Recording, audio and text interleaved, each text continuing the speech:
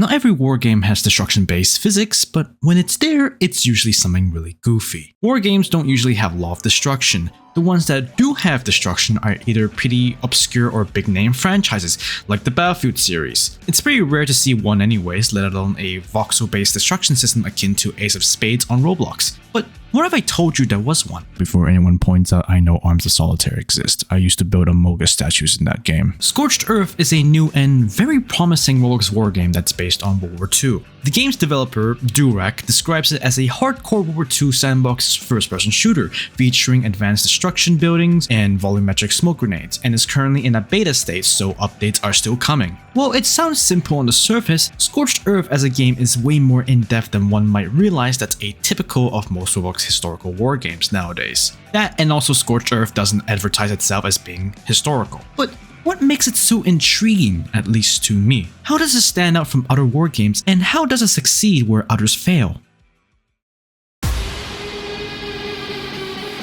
Scorched Earth is a symmetrical team-based FPS shooter. It has a traditional class-based system, though it stands out a little from something like Battlefield by giving more specialized roles to certain classes for specific purposes. There are two teams, the Allies and the Axis, though right now only the Soviet Union and Germany from a certain period of time that I cannot mention without pissing off YouTube's filters are playable.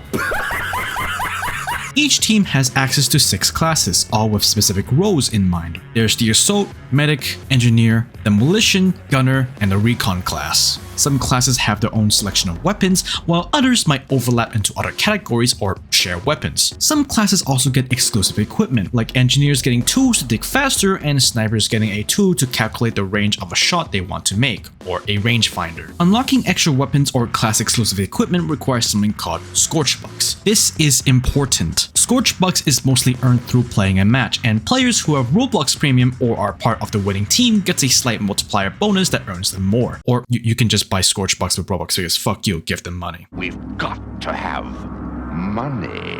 When it comes to the loadout, there's a mechanic that limits how much you can bring to a game. This is also important. The amount you can carry is limited by a point system. All classes by default have 10 points. Everything you carry will also cost points, aside from a few essential tools that may cost 0 points. You can't bring equipment that exceeds 10 points, so you have to choose your loadout carefully. Your loadout also dictates how fast you move based on a weight distribution system, so the heavier the gear, the slower you walk, sprint, crouch, and crawl. That also means you can become the Flash. While guns themselves have a set point cost, some of them have attachments that either detract points, which allows you to add more to your loadout, or cost more points. Most of the standard attachments are bayonets, slings for better handling, a larger magazine, or something absolutely fucking cursed.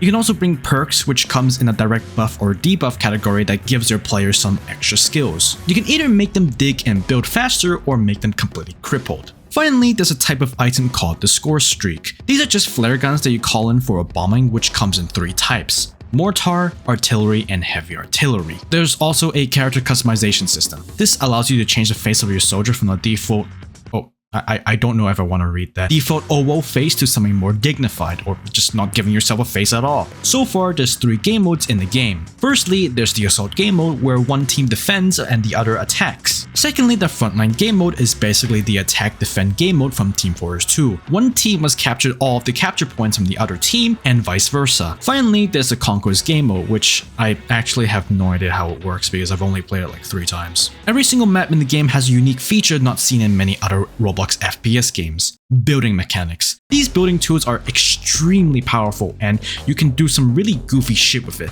like building the world's most fortified bunker or the shittiest plane ever made. For the latter, you kinda have to abuse the game's physics for that.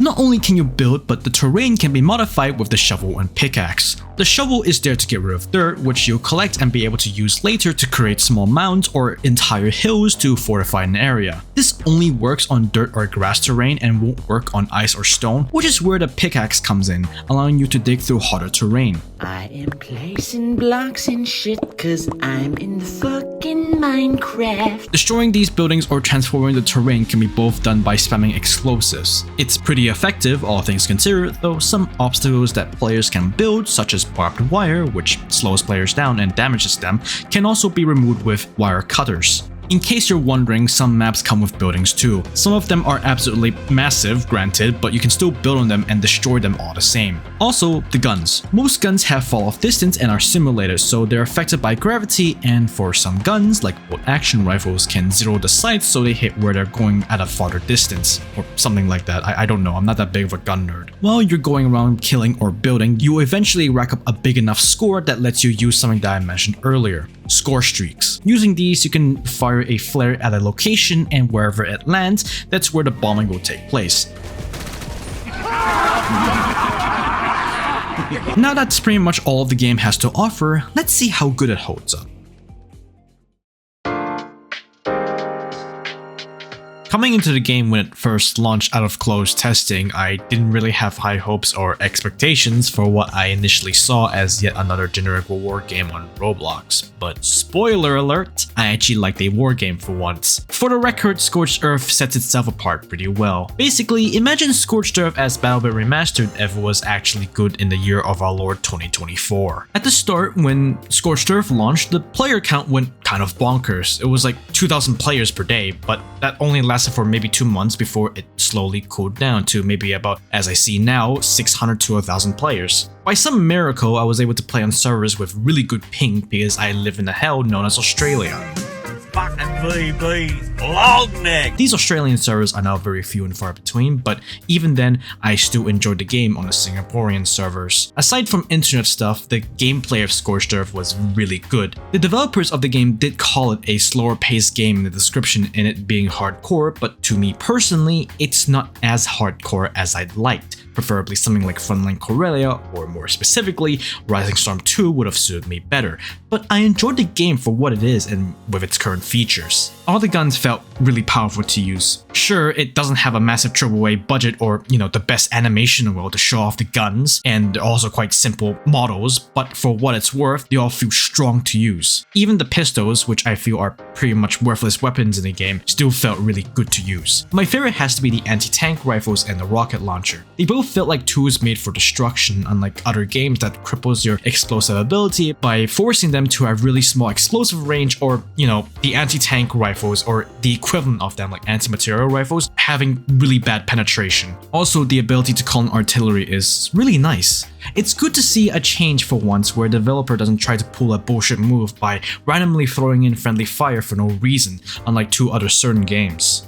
Now, while I do like some of the maps, the others felt weaker compared to the rest of the map selection. You have some really good bangers like Soviet Steppe, No Man's Land, Twin Churches, and Snow Forest, but then you have some real pieces of shit like Ruined Square, Tractor Factory, Riverbed, and Codefront. Look, I get that Ruined Square and Tractor Factory, which takes place in Stalingrad, was one of World War II's most important locations, but the map design was kind of horrible in Scorched Earth. I can't describe it well, but it's essentially just one big camper fest because of how tightly packed the urbanized setting is. It's a bit of the same with Tractor Factory, but Riverbed and Codefront suffer from the opposite problem of just being too damn open. It's a bit ironic considering that I like No Man's Land and Soviet Steppe, since both those maps are literally just one big fuck off field of grass with a little bit of terrain here and there, but Riverbed and Codefront suffer from a tiny problem of, the capture point being 4 fucking light years away.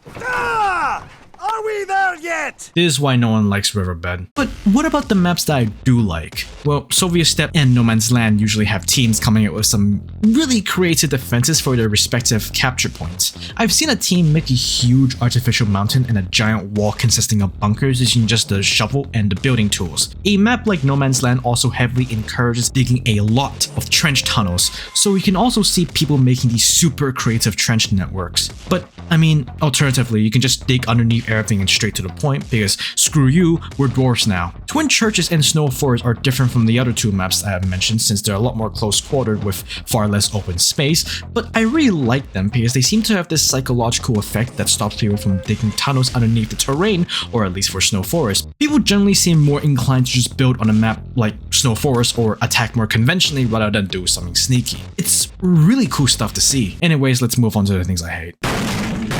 First of all, there's Scorched Bucks. The Scorched Bucks progression system is pretty cool since weapons are unlocked behind some arbitrary leveling system. You can freely earn as much Scorched Bucks as you want and then use it to buy an MG42, which is one of the best medium machine guns or MMGs in the game right now. There is one slight issue to the Scorched Bucks though. Everything is so fucking expensive! Poor, Penniless, bankrupt. no more money. Why did you make it this way? Jesus Christ, every gun is like several thousand Scorched Bucks. Even some of the really good equipment have worse prices than McDonald's price gouging. There is no conceivable way someone have enough time in their lives to grind for an FG42 that costs like 12,000 Scorched Bucks, while the average player would probably be earning around 200 Scorched Bucks at a minimum.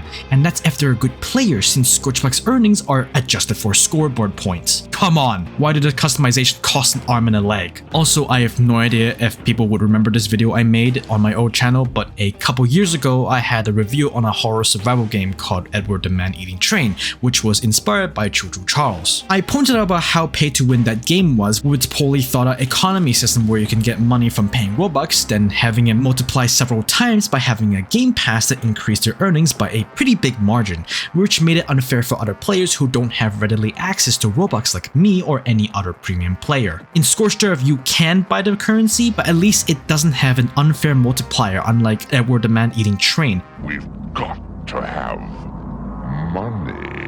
I did say in an earlier video, specifically my helmet one, that I'm going to stop complaining about my bad teammates since it's pretty much all just the same across every game I reviewed, but since this is Scorched Earth that I'm talking about, I'll just keep it brief here. My teammates are just fucking stupid. I'm 99% sure these motherfuckers were vat-grown lab rats who were specifically curated to be as stupid as humanly possible, because I have never had the displeasure of having to play with the worst Roblox players in existence until now. They basically have the same intelligence as a Fallout character who has an intelligence stat lower than 3. You activated Archimedes? What the hell are you thinking? Moving on, while I did say the guns were pretty good, or at least they felt good to use, some guns are just straight up shit. This isn't really about how bad the gun is, but while I do get it's for balancing reason, the MG42 shouldn't deal 10 less damage than the MG34. Come on. By the way, if you're a Splitter Falls user, that's about the gist of things that I love and hated about Scorched Earth. Well, usually I just end the review here and move on to the end of the video. There's one last thing I want to say before I finish off. The building and destruction mechanics is literally the best thing in the whole game. There is no other game that I can think of that will ever trump the absolute chaos that is building in Scorched Earth. It's so good, in fact, that I'd rather make an entire section where I gush over how the building and destruction mechanic complement each other so well and synergize with the rest of the game in such a way that's hard to describe. You can pretty much do almost anything with the building tools. Maybe not fix your parents' marriage, but it heavily compensates for the fact that you can build some absolute monstrosities. I did mention this while I was talking about how I like some of the maps, but combined with the way you can change and modify the terrain with your tools, you can really build some impenetrable defenses that would make the Korean borders blush. Is your control point situated on the flat area? Dig down with a shovel and make a complex network of tunnels leading into several areas. Long distance between capture points? Build a giant fortress complete with lookout towers to stop flankers. A map that has trees? Literally build inside the tree to create a sniping spot. Hell, you can even make giant death traps for attackers by spamming nothing but barbed wires to give your enemies the worst time of their lives. Some of you might remember Roblox's old commercials, which usually were full of lives, of course, because they're advertisements, but while you can't exactly be anything in the game, Scorched Earth does fulfill one of Roblox's taglines. Destroy everything! Sure, building things might be tough, but you know what's tougher? Actually destroying everything your enemy team has built. The destruction part of the game requires a lot of forward thinking, just like building. It's just brilliant. On a map like Cliff Castle, which is filled to the brim with like castle walls and floors, the game is just begging you to go play demolition and blow the entire place up. There's not enough words that I can think of to describe how much I love the building and destruction mechanics. Speaking of Cliff Castle, so Cliff Castle has multiple towers, but there's one in the center of the map that is quite big. It's larger than the rest of the towers. It just so happened that I absolutely hate that tower. Why do I hate it? Well, it's become a hotspot for lazy snipers or some really stupid builders trying to make a spot there, but while I don't remember when exactly I started hating it, all I know is that the moment I saw screenshots of someone toppling the tower down, It was the moment that I knew I just had to plan the downfall of that tower every time I played on the map. Oh, these aren't homemade. They were made in a factory. A bomb factory.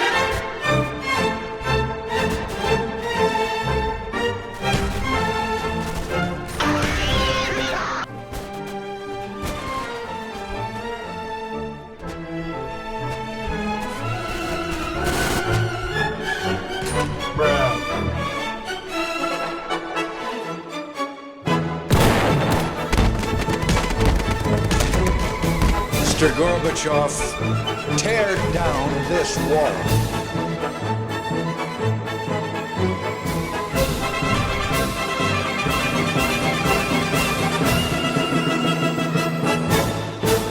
Mission accomplished!